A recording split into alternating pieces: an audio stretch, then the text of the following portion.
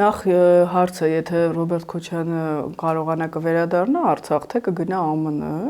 ոչ թե Ռուսաստան, ելնելով իր ընտանեկան, այսպես ասած, սիմպատիաներից, երկրորդը ինչ է նշանակում խոչընդոտում են վերադարձին, որն է ըստ Քոչարյանի ծրագիրը վերադառնալու։ Ես կարող եմ ասել իրենց պատկերացումը, որ նոյեմբերի 9-ի միջանցքը, այսպես ասած, իրենց համար ավարտված չի նոյեմբերի 9-ը, իդեպ ցավալիորեն ես կարծում եմ Ալիևի համար էլ ավարտված չի, ոչ էլ Պուտինի։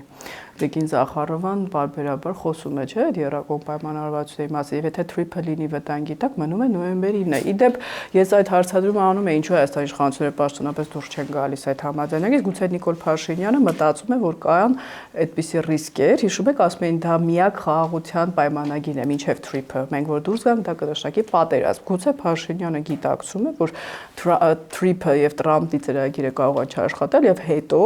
փխրուն ինչ որ խաղաղություն կարող է ապահովել նոյեմբերի 9-ով, բայց դա չի լինի խաղաղություն, Ռուսաստանը եւ Ադրբեջանը կփորձեն Հայաստանը տանել մասնատման